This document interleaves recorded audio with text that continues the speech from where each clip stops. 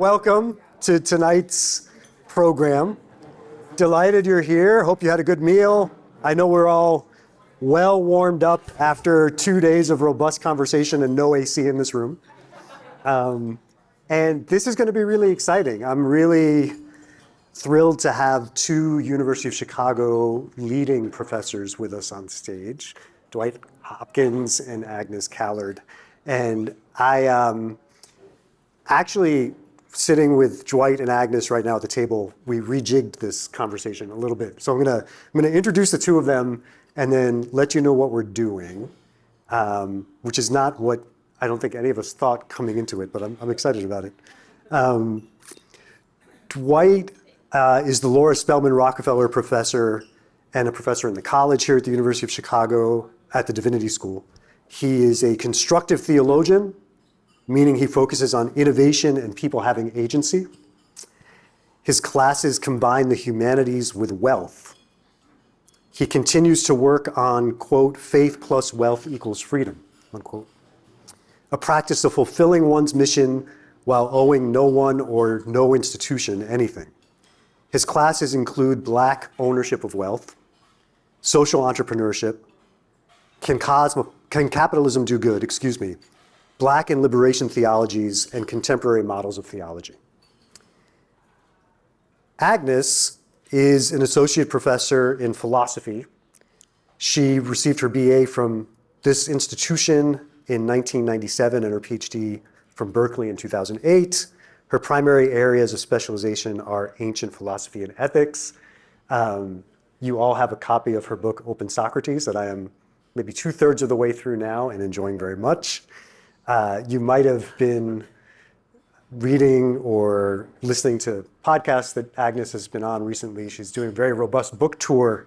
And there was one quote as I was preparing from her colleague, Jonathan Lear, that I thought was really apt.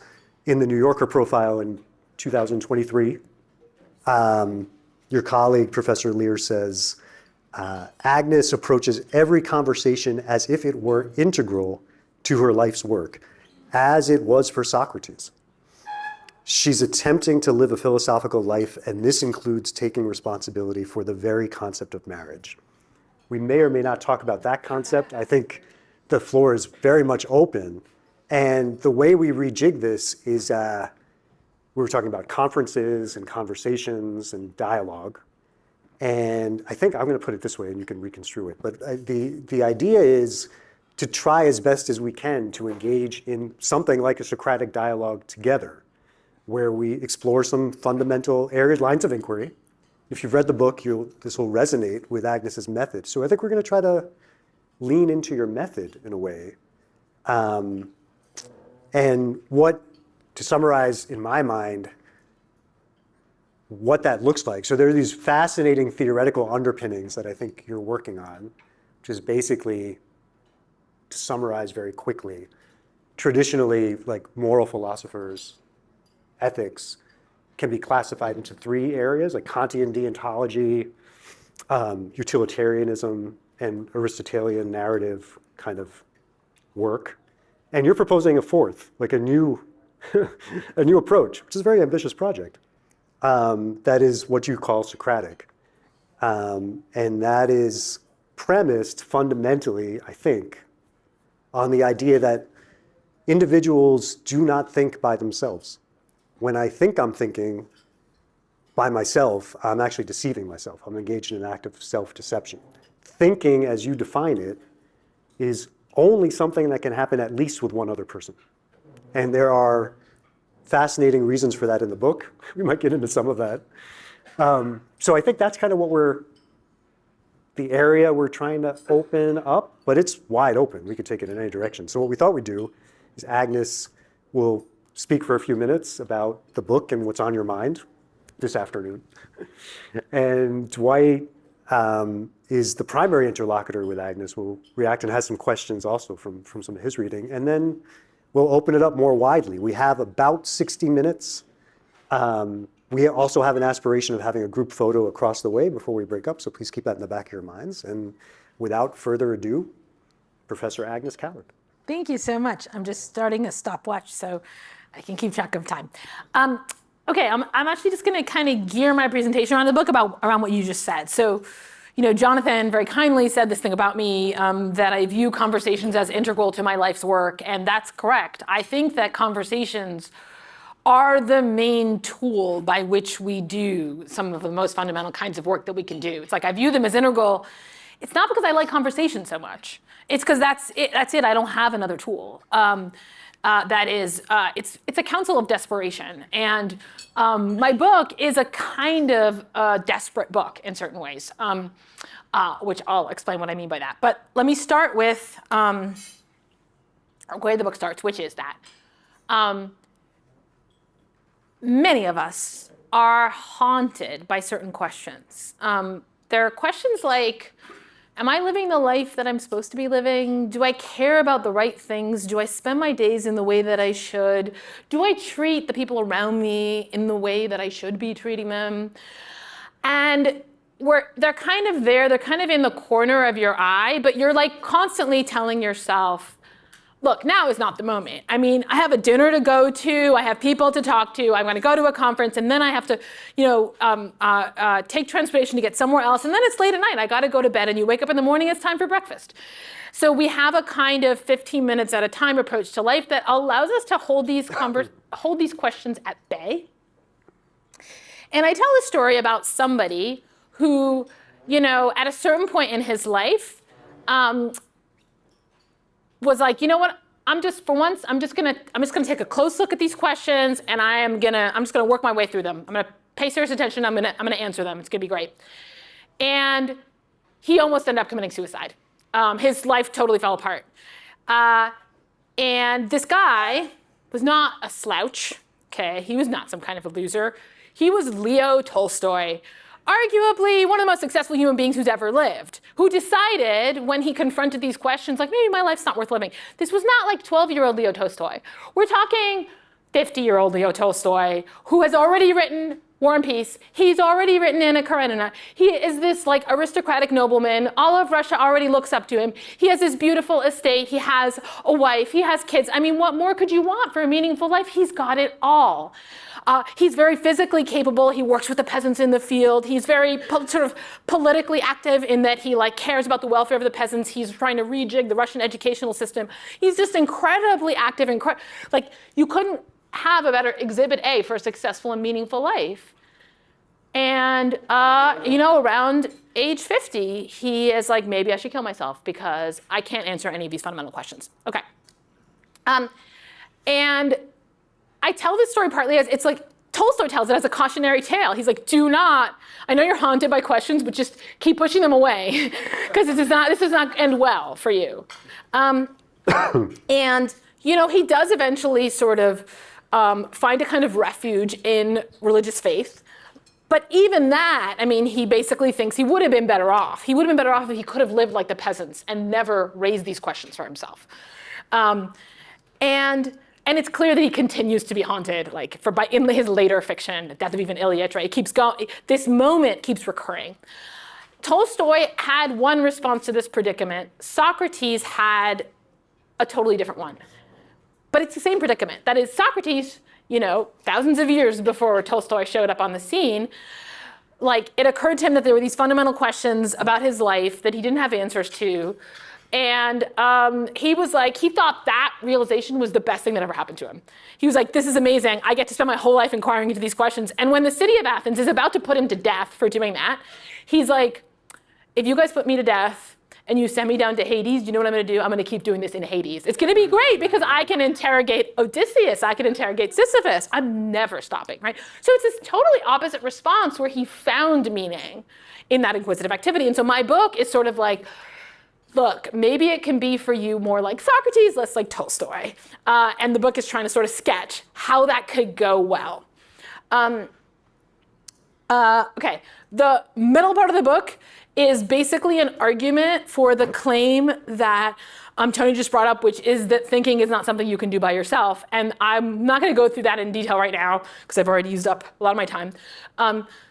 What I will say is that my own sort of diagnosis of why did Socrates have such a different response to this predicament than Tolstoy is that Tolstoy tried to do it alone. That is, he tried to pose questions to himself.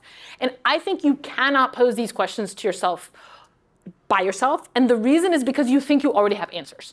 That is, in general, whenever there's a question that you think you already have an answer to, you can't ask yourself that question. So if I'm like, what's 2 + 2? I mean, I can raise my voice at the end so it sounds to you like a question, but I'm not really asking it because the whole time I'm like, I know what it is, right? And so with these fundamental questions, because you're already assuming answers to them in the living of your life, it's just like 4. Like you're like, I have the answer, I have the answer. And you're like, oh, am I, like, what should one care about? It's like, well, you already do care about a bunch of things, right? And so there's like this blind spot that you have. You can't open up these aspects of your life where even though you are relying on these answers, you're not sure that they're the right answers is the problem. And what Socrates discovered is that with another person, it becomes totally possible to open it up because someone else can be like, okay, what's important to care about? And you can give them an answer and they're not wedded to your answer. And they can be like, well, here's why that answer doesn't make sense to me. So basically, like the technology that you need for inquiring into these most important questions is, from Socrates' point of view, another human being. But that's not sufficient. You need to have a particular kind of conversation with that other human being. So that is like chit-chat's not going to do it. Somebody has to ask questions and somebody has to give answers. And in fact, Socrates' views, they had to be different people. That is, one person has the job of asking questions and the other has the job of giving answers. And if you're the questioner, then your job is make sure that you do not accept anything that isn't right as your answer. So when the person is like, gives you an answer, you're supposed to be skeptical. You're supposed to be critical. You're supposed to come up with any possible reasons why that answer is not a good answer. And if you're the answerer, then no matter what you get asked, you got to give an answer. That is, you've got an answer to everything if you're the answerer. That's your job. Your job is answerer, so your job is to produce answers. And if you have to make them up, then make them up. So these are 2 different jobs.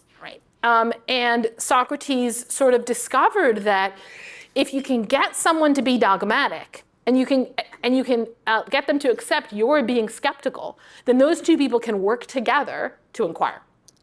So that's roughly how the Socratic method works. In the middle part of the book, I sort of argue for this structure. Okay, I'm actually stopped there, and then the other thing I was going to cover is like, how does this relate to free speech?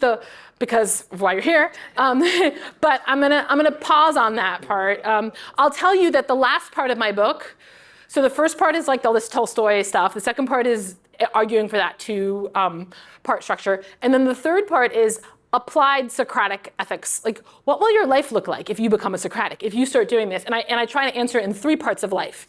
There were 3 areas of life that Socrates thought were humanity's problem areas, like stuff where we routinely screwed things up. 2,500 years later, there still are problem areas. Romantic love, dealing with the prospect of our own deaths, and politics. Okay.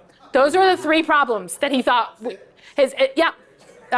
in ancient Athens, those were what he thought of as the 3 fundamental problem areas. I think they're still problem areas.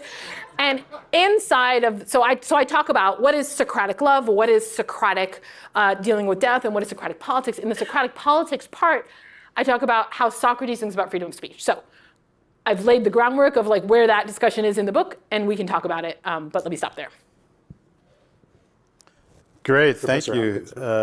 Thank you for this gift, actually. I must say that obviously we are at a University of Chicago and other great research institutions where it's very high octane, but this is one of the rare books where really high octane theory and academic discourse and philosophical exploration and interrogation is accessible to everybody. It's very rare to do that in the academy, particularly research institutions. So I was really blown away just by the fact of it was accessible beyond me and other people. And one often says the clarity of writing of an author represents the clarity of thinking of the author. So thank you for this gift. I appreciate it.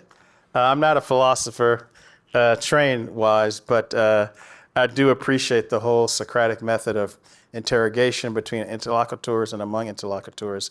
So I felt very much at home. It's almost as if Professor Callard, she's like I know this whole area of the history tradition, but I won't move you away. I'll gently invite you. You can tell when someone is very profound and deep, they're able to be vulnerable and allow others to come in. So again, thank you for such a gift. I had a question about the title of the book, which is the notion of an open Socratics. It seemed to me that an open Socratics could suggest the possibility of a closed Socratics, and I might be misreading you, but so to say open from one account is to assume the possibility of its opposite, which is closed. But what might we say is a closed Socratics if we follow the logic of the opposite of open is closed? Because given Socrates' ways of always questioning, it seems as if we cannot have a closed Socratics because that would end the method of questioning. If we allow for any possibility of being closed, thereby ending questioning. So if we allow for closure, which could allow for the closure of questioning, it seems to me that Socrates would end. His method would end. So apparently by definition, if something is defined as open questioning between interlocutors, it might suggest that there's a possibility for closure, which is questioning, which is Socrates' method. So does that make sense, or what do you think about that? Open, close, open questioning, closed questioning, Socrates, interrogation, no Socrates. Could you help me out on that? Yeah, absolutely. So first, I'm just going to answer the question, does it make sense to ever think of Socratic inquiry as closed? And then I'll explain the title.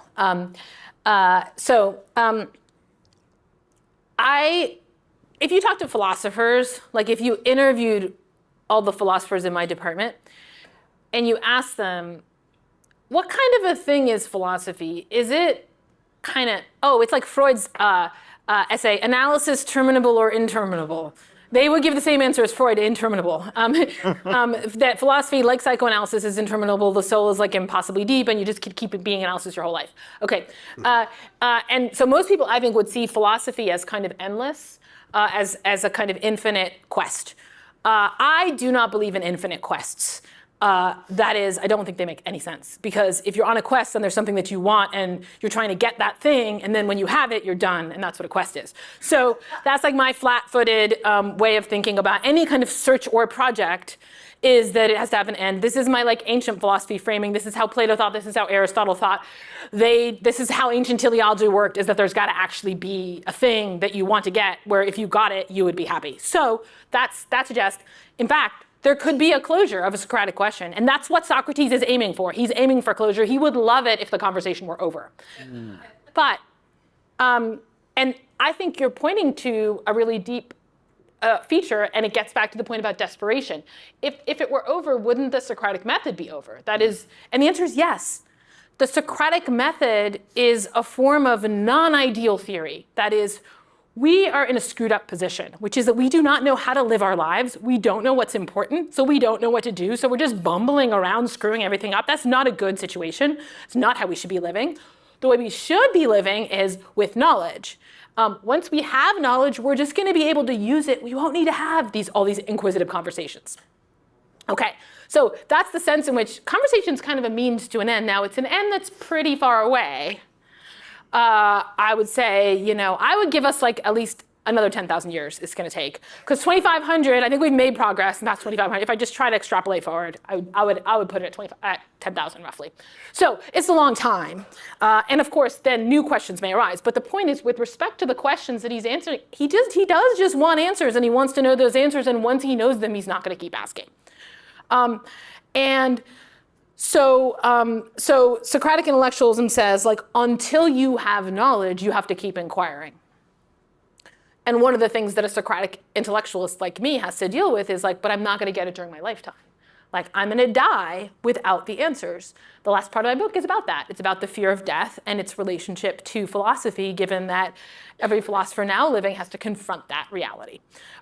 So in principle, it's closed. There are answers. We could get them, but it's going to take a really long time, longer than my lifetime. Socrates knew it was longer than his lifetime, right? So we're just part of a bigger journey. And yeah, with respect to anything we know, Socratic inquiry will no longer be relevant with respect to that thing. The title is about, it's an obscure title that even you read the whole book and you read it carefully, you might not know why it has this title. But there is a moment in the symposium where Alcibiades, the one-time lover of Socrates, now kind of deranged with jealousy boy toy, kind of love-hate situation that's been going on for like a decade between them, drunk crashes a dinner party that Socrates is at. And they've all been making speeches about love. And he's like, I'm going to make a speech about Socrates. I'm going to tell you who this guy really is.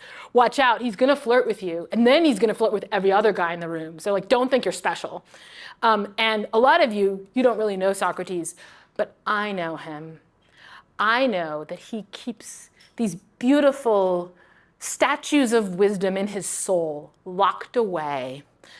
Most people never get to see them because all they get to see is his ironic demeanor, his ironic exterior. But I've gotten to see him when he's open, and I know that he has these incredible, beautiful truths of wisdom inside of him. Okay. Alcibiades is trying to say, I have the inside scoop on Socrates. Like, I've had access to his real wisdom, unlike the rest of you.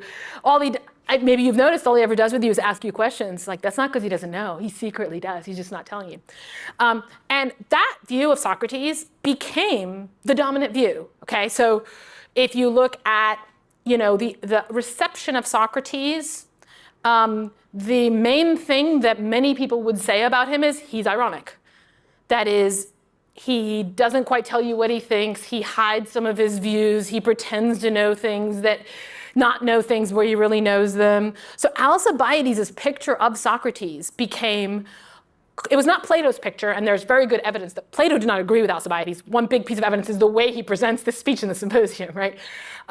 But a lot of people did find Socrates to be ironic and to be concealing his true secret inner wisdom. And then people later in the tradition, like Cicero, like Quintilian, who take this up, present us with an ironic Socrates. And that, I would say, is still the dominant Socrates in the secondary literature, not exclusively. So there's a small but growing contingent of us who think Socratic irony is just like a thing people made up.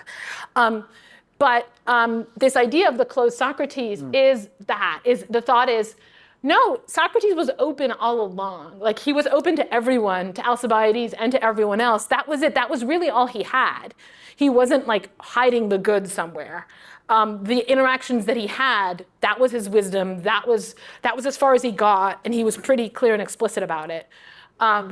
So in that sense, the closed Socrates is Alcibiades' Socrates, which I think of as the wrong picture of Socrates that Alcibiades sort of initiated. No, that's very helpful. It actually brought to mind a former colleague of mine, David Tracy, who some have considered one of the leading Western theologians and philosophers of religions in the 20th century. He was here at the Divinity School, retired and passed recently. And he had this notion of linking interpretation, that is hermeneutics, with understanding, which is New Horizon, with an open-ended conversation with interlocutor, which might be a little different, because I don't think he would see that there's a closure. Because, it reminds me of us coming to the faculty club. The old days, we would have drinks and they would have cigars downstairs. And then we'd come up and have dinner and you just talk all night, the guys. But it was more of that model, So again, trying to nuance the closure part.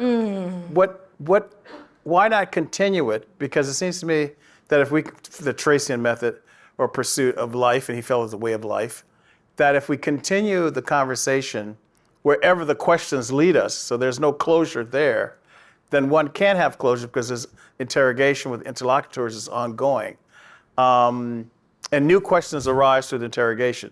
So is Socrates saying that, well, there's a point where there's not necessarily ultimate, penultimate understanding, so thus penultimate understanding between the interlocutors, therefore the questioning has closure there.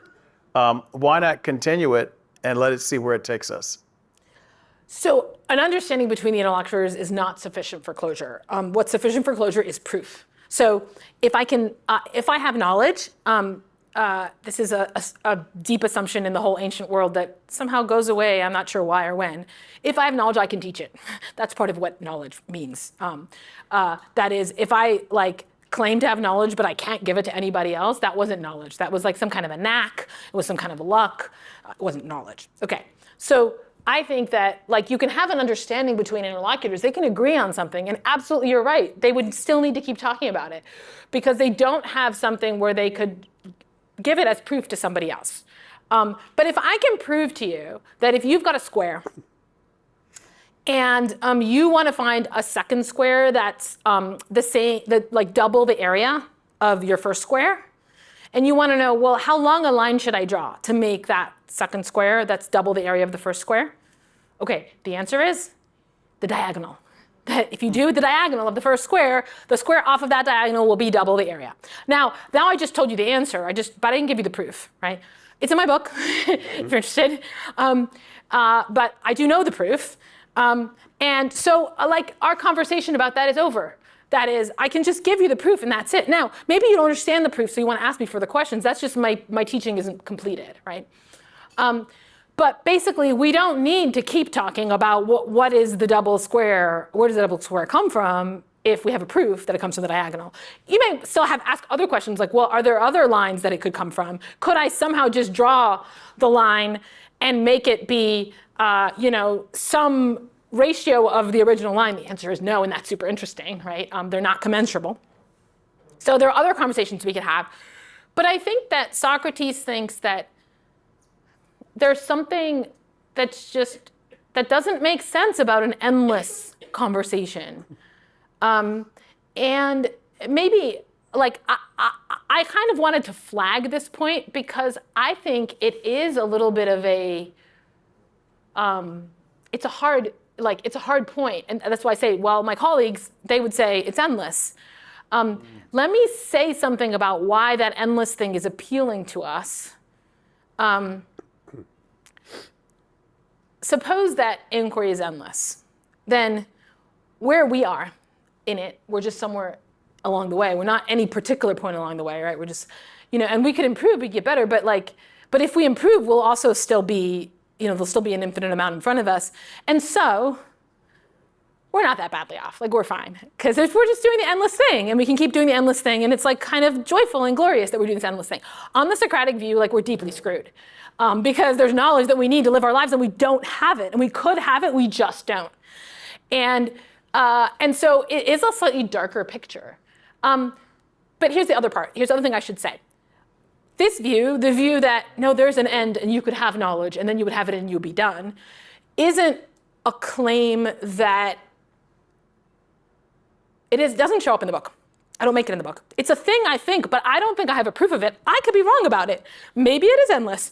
And one thing that I've been struck by is how productively people who disagree about this question can still engage in philosophical inquiry. I have no trouble engaging philosophically with my colleagues about questions that they think are infinite and I think there's an answer, right? The crucial thing is that they're willing to inquire. And if what keeps them willing to inquire is they think it's an infinite question, that makes them feel better about it, that's fine with me. My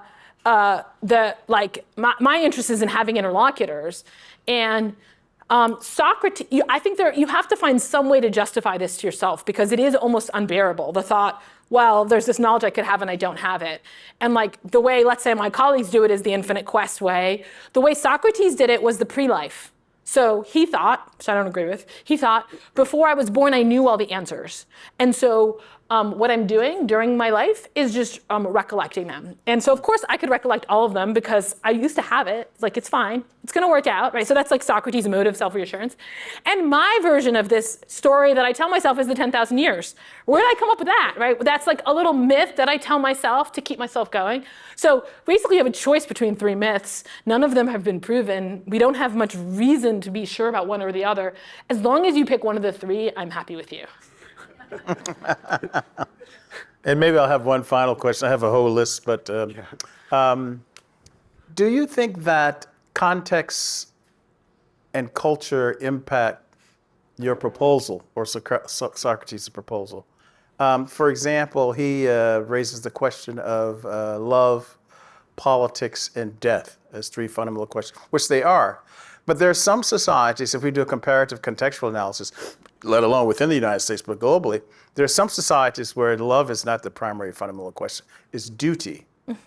As even today, in 2025, there are some societies in the world where usually the mothers or the grandmothers will make a list of all the qualifications they want the husband to have for their daughters.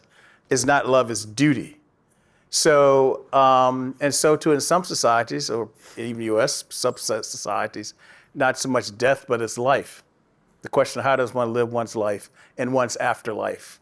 Politics is a little more complex and messy, but so does context and culture and comparative analysis is there a relationship amongst those three? Yes. So, I mean, first off, like the way that I structured the end of the book was like, hopefully you'll think that at least one of these three things is a problem area for you. It might not be all three. And I picked what are my highest bets, to go on, and those are the three. If I had like more, there are other things I could have done. Child raising is high up on there, or education more generally, and then art. Like, what is the role of art and function of art? What Socrates and Plato have to say about that is like so unpalatable that I was like, maybe I won't. I'll leave that for conversation. I've written on it. I've written an essay on it, but I didn't put that in the book. So anyway, the point is like, I think that there are actually a lot of potential problem areas. I'm just choosing, these are what Socrates thought were like, the biggest and most glaring ones.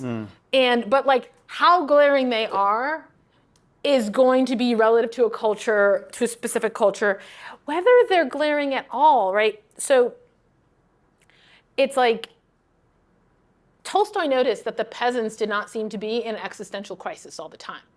He thought that's because they were lucky. I think that's because they were hungry and, barely surviving. And so they didn't have the luxury of like reading all these philosophy books and being like, oh no, what if my life doesn't have any meaning? But it wasn't like a good thing. It was that they were, struggling for survival. So I think more generally about all of these things, like if a group of people is simply struggling for survival, they're going to have a set of practices around dealing with death, around dealing with courtship and marriage, and around organizing, how they organize themselves, that there's probably not going to be a huge amount of inquisitive work going into that. So it's even relative to that degree of like, to what degree are there these problem areas? But I do think that basically, as we get richer, our problem areas get more glaring. Because that's what wealth does. It creates leisure, and then leisure means you have time to notice, just as Tolstoy did around the age of 50, uh-oh, I don't really know what I'm doing. I've just been kind of going along with something. So yes, I agree. And I think, it's really romantic love that is like the connection between like romance and the erotic, right? That's what I'm interested in that chapter. And like, for instance, in the sort of society that I'm talking about, which is like, the Athens of Socrates' day, that wasn't primarily about marriage between men and women. As it shows up in Plato, it's mostly homosexual, right? And and these people were married and they had families, and then they had these romantic relationships. That was where the romance was. So it can be like culturally quite, where romance shows up in a culture can vary a lot. And we've packaged it together with marriage, but that was just much less true in the ancient world. Yes, absolutely, there's going to be variability. I have 2.5 pages of questions, but maybe we can allow our friends to engage the conversation. Yeah, we're at about a half hour, and we have another half hour, and I think we should just open it up. I think entirely open. Yeah. Yeah, Russ. There's microphones, so. Thank you so much for your book and for this conversation. When I read the account of Tolstoy's Confessions, I couldn't help. I know you addressed this, but I couldn't help but think, this poor dude is mentally ill. He's depressed, and This is not a rational response to life. You just mentioned this. He's successful. He's engaged in really worthwhile practices of writing and communicating and philosophizing, of reproducing, of having a family. He's a citizen. This is not an impoverished life, but he can't feel the intrinsic rewards that come from this life, and use them to fuel his vitality and sense of purpose and meaning. That's not, because he didn't spend enough time with the Platonic dialogues. That's because the poor dude is sick. It's crazy. And I just wanted to invite you to address that. I mean, I can't help but react that way to his confessions. And I'm sure I'm not correct in reacting that way, but that's how I'm reacting. No, what do you make of that? Can I ask you a question? Have you read the book, Confession? No, only your account and your okay. excerpt. No, fair. In the So first when you 10 said pages reaction, of your book. Yeah. Okay. So I think that it's a totally reasonable response if I tell you, like, this guy who's successful in every way, and then he becomes suicidal, you're like, oh, depression. But I think that, Tolstoy has an account. He explains why he's depressed. He's like, let me tell you what I'm depressed about. And really, the degree to which you will pathologize him, I think, is the degree to which you find that account compelling. That is, he's giving you reasons. So you could listen to his reasons and think, oh, like, there's a problem. Or you could be like, well, anyone who, right? So you have to say, well, look, anyone who is a successful novelist with a family, whatever, and wants to kill themselves must be depressed. And he's like, but my case is special. Listen, I have an explanation of how this happened to me. And it's not just that he has the explanation. It's that he puts it into his novels in a bunch of places. So he put not just Death of Ivan Ilyich, it's big in Death of Ivan Ilyich, but it's in Anna Karenina. Levine has a crisis much like Tolstoy's. It's in War and Peace. Pierre has a crisis much like Tolstoy's. And so he doesn't just explain it, he actually novelistically realizes it. He tells the story of this, even in some of his other short stories that are where you don't get an existential crisis, you get something, the one Master and Man, there's a thing in there, I think, too. So the point is that I think Tolstoy had what I think of as pretty compelling ways of generalizing his experience, of explaining it, accounting for it. There's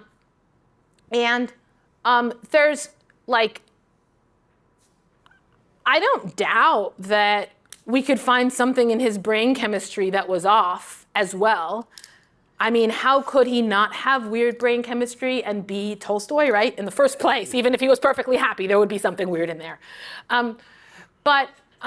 I guess I think that I find that account compelling enough that even if there was some emotional dysregulation or whatever, he also had a reason. And there's a question, what do we say about his reason, about his account?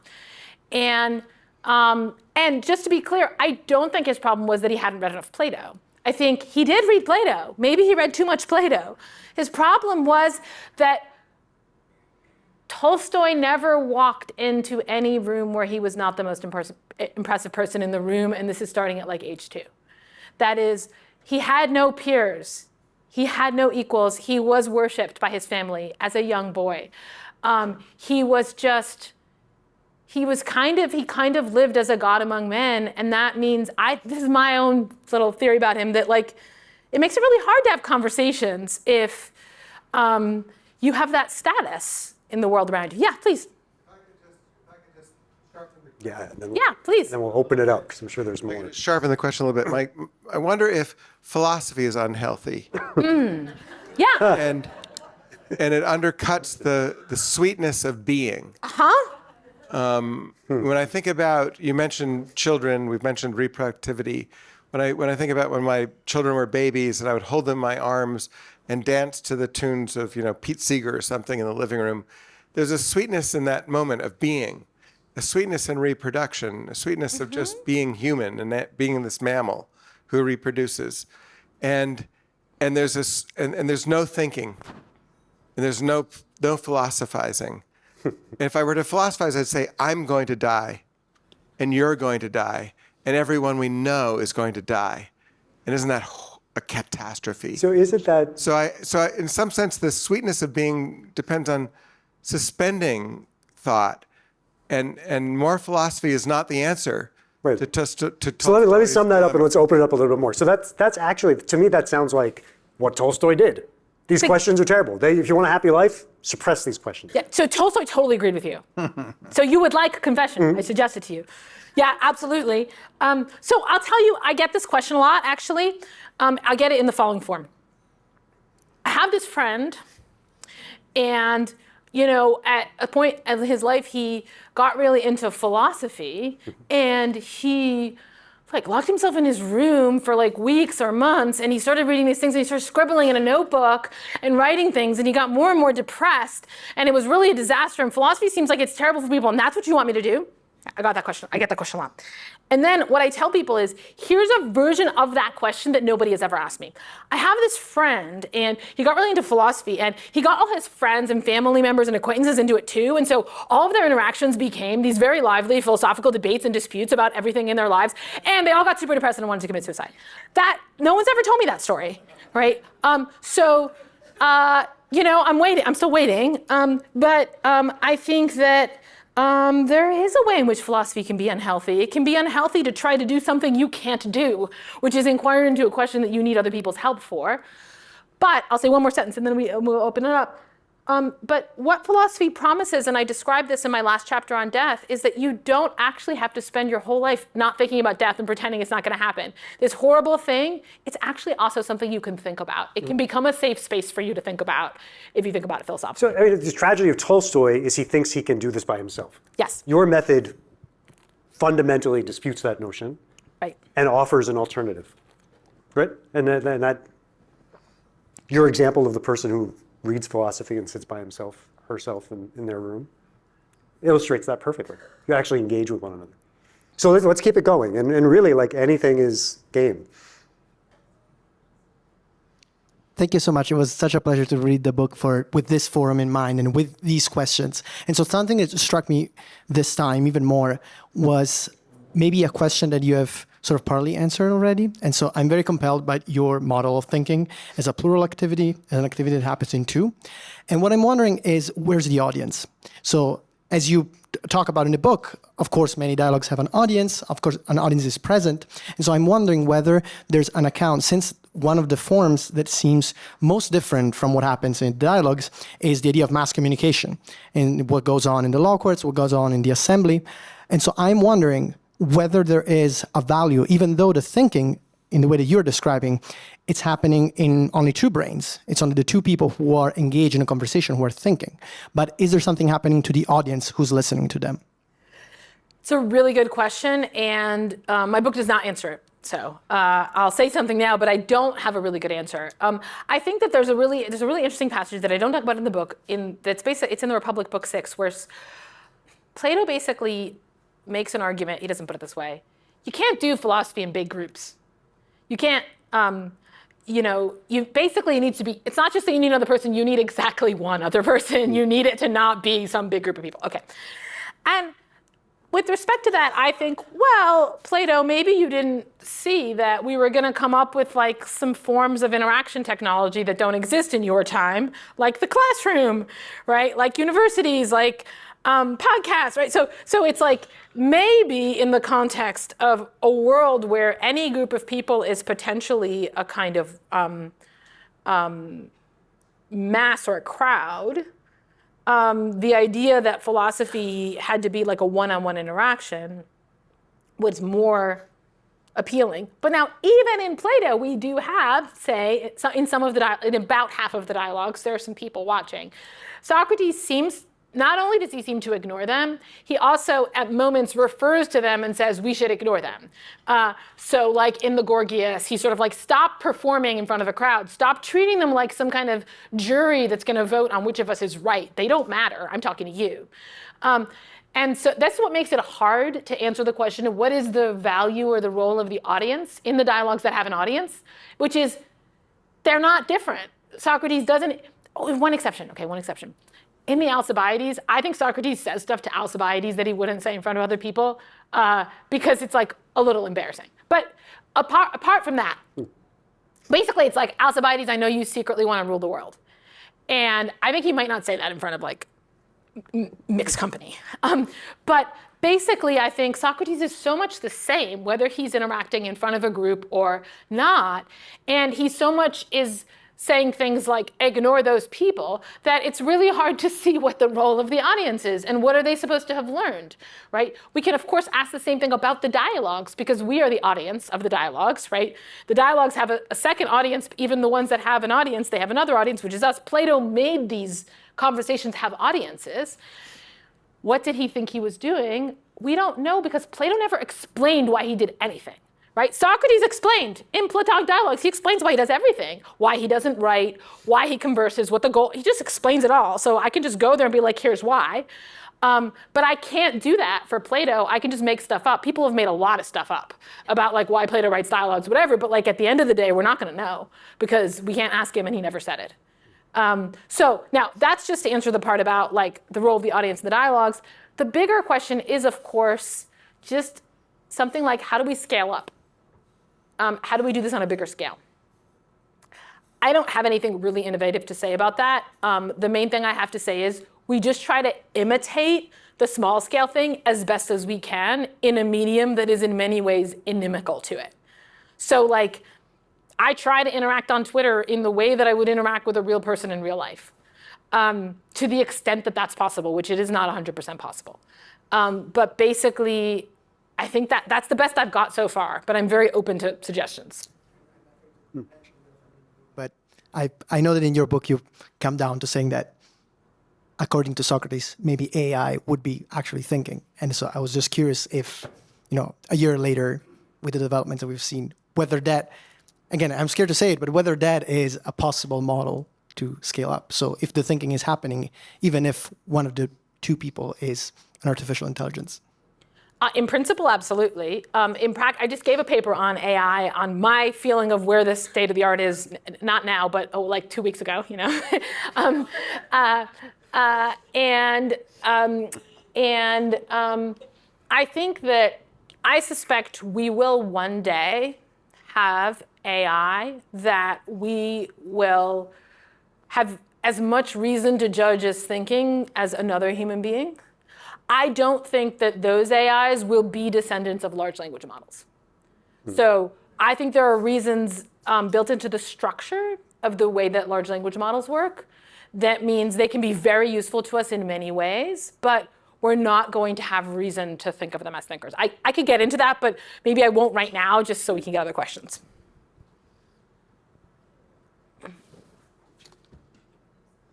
You're talking about Tolstoy and the peasants. I was wondering how you think about slavery in ancient Athens and how that underpinned the ability of these philosophers to talk to each other. Yeah, so we do have a slave show up in one of the dialogues in the Meno. I think that it's kind of hard for us to really even wrap our minds around the thought that for most people in the ancient world, the morality of slavery was not a question. It was like, you conquer some people, you enslave them. If they conquered you, they would enslave you. The prospect of it, the thought I could be enslaved was just a thought that people had. It shows up in the Alcibiades, like among even Athenians. Like, look, if we got conquered, they would enslave us. Okay, so it's just it's a reality they live with. Aristotle has an elaborate justification of slavery, right? He thinks that slavery is actually a positive moral good. Okay, I think this, for me, is one of the examples that I cite to the effect that we are making progress intellectually, ethically, philosophically. That is, like, human rights, okay, that was an intellectual advance that humanity made, starting with Christianity, but really kind of flourishing in the Enlightenment. It took a while. That was huge for us, right? Really big progress. And I think it's very important to remember that because a lot of times, like there's one version of the Infinite Quest story which says like there's no progress. And there's no progress in philosophy. We never make any progress. We just have this, you're reading this guy that we wrote 2,500 years ago, like Clearly, philosophy can't make progress, so we shouldn't engage. I'm like, no. The most important progress that human beings have made has been philosophical progress. We need to keep at it because there's more where that came from. But it's slow. It's really hard.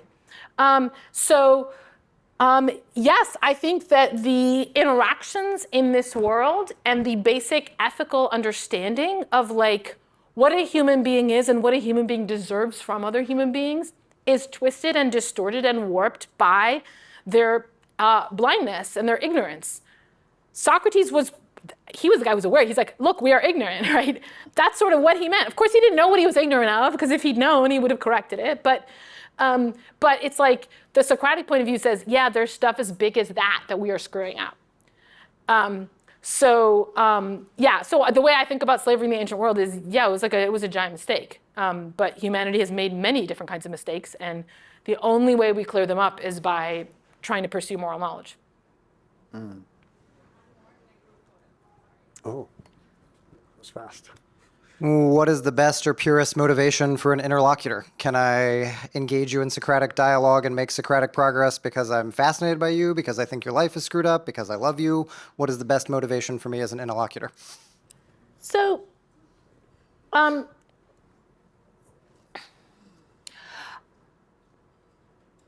think there's a way in which a Socratic interlocutor doesn't care that much about your motivation, because what they're in it, like if I'm talking to you, I'm in it to learn. I'm in it for me, right? It's just that it turns out I can't think by myself because my brain doesn't work on its own, and so I need your help. And so this is the desperation again. Beggars can't be choosers. It's like, I will take who will talk to me.